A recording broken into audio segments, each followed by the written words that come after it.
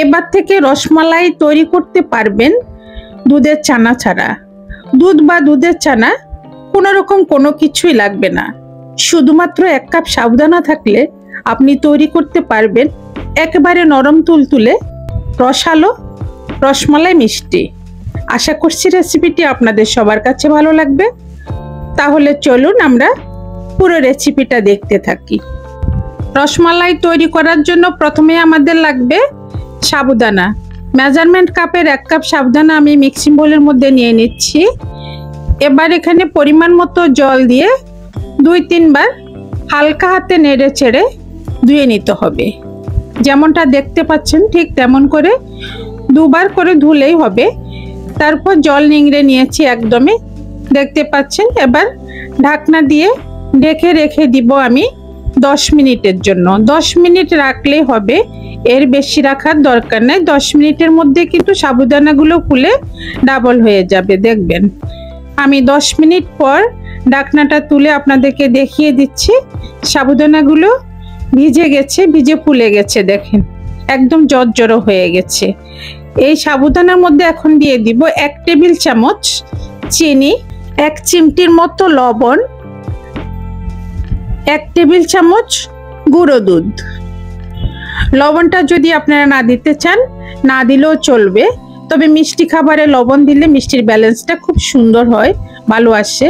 এবার সবকিছু খুব ভালোভাবে হাত দিয়ে খুব ভালোভাবে এভাবে মেখে নিতে হবে। এটা হাত দিয়ে মেখে নিলেই খুব ভালো হবে, সুন্দর একটা সফট ডোয়ের মতো হবে। এটা সফট একটা ডোয়ের মতো হয়ে যাবে। হাত দিয়ে খুব ভালোভাবে মথে নিতে হবে, তবে একবারে নরম হয়ে যাবে না, একটু দানাদার থাকবে। সাবুদানা তো একটু দানাদার থাকবে। দেখেন মাখাতে মাখাতে সুন্দর একটা ডোয়ের মতো হয়ে গেছে। এবার আমি হাতটা ধুয়ে পরিষ্কার করে নেব। তারপর হাতে একটু তেল মাখিয়ে নিয়েছি। এরপর একটা মেজারমেন্ট চামচ নিয়ে এভাবে অল্প অল্প করে ডোগুলো হাতের মধ্যে নিয়ে গোল শেপ করে নেব। মেজারমেন্ট চামচ দিয়ে মেপে নিলে কি হবে, সবগুলো মিষ্টি একই রকম হবে। এরকম করে সবগুলো মিষ্টি আমি তৈরি করে নিব। খুব বেশি বড়ও না, আবার খুব বেশি ছোটও না। আপনারা এরকম একটা মেজারমেন্ট চামচ দিয়ে মেপে মেপে নেবেন, মানে তুলে নেবেন ডোটা, তাহলে খুব সুন্দরভাবে সবগুলা একই সাইজের হবে, ছোট বড় হবে না। আমি আরো একটা দেখিয়ে দিচ্ছি, দেখেন খুব সহজে কিন্তু মিষ্টিগুলা তৈরি হয়ে যাচ্ছে। এই তো একইভাবে কিন্তু আমি সবগুলো মিষ্টি তৈরি করে নিয়েছি, দেখেন খুব সুন্দর দেখাচ্ছে। এবার নিয়ে যাব রান্না করার জন্য। এখানে আগে থেকে আমি চুলায় প্যান বসিয়ে দিয়েছি। এবার দিয়ে দিব মেজারমেন্ট কাপের 4 কাপ তরল দুধ। এই দুধটা আগে থেকে আমি জাল করে ঠান্ডা করে নিয়েছি, তবে এখানে কাঁচা দুধও ব্যবহার করতে পারবেন, কোনো সমস্যা নেই। 4 কাপ দুধ দেওয়ার পর চুলার জালটা লো টু মিডিয়ামে রেখে একবার ফুটে ওঠা পর্যন্ত অপেক্ষা করব। এভাবে নেড়ে ছেড়ে দিবেন আর একবার ফুটে ওঠা পর্যন্ত অপেক্ষা করতে হবে। দেখতে পাচ্ছেন দুধ কিন্তু ফুটে উঠেছে। এবার মিষ্টিগুলো একটা একটা করে দিয়ে দিব। একসাথে সবগুলো মিষ্টি ঢেলে দিবেন না, এরকম একটা একটা করে দিবেন, তাহলে একটার গায়ে একটা লেগে যাবে না। আমি সবগুলো মিষ্টি একটা একটা করে দিয়ে দিচ্ছি। দেওয়ার সাথে সাথে কিন্তু আবার নাড়াচাড়া খুব বেশি করা যাবে না, একদমই হালকা হাতে একটু নেড়ে দিবেন আস্তে করে। এখনো কিন্তু কাঁচা আছে, ভেঙে যেতে পারে। যখন সিদ্ধ হয়ে যাবে তখন কিন্তু আর ভাঙবে না। এবার অপেক্ষা করব আরো একবার ফুটে ওঠা পর্যন্ত। এই তো ফুটে উঠেছে, আর মিষ্টিগুলো দেখেন দুধের উপরে বেশি উঠেছে, তার মানে মিষ্টিগুলো সেদ্ধ হয়ে গেছে। এবার আরো 2 মিনিটের মতো নেড়ে ছেড়ে দুধটাকে জাল করে নেব।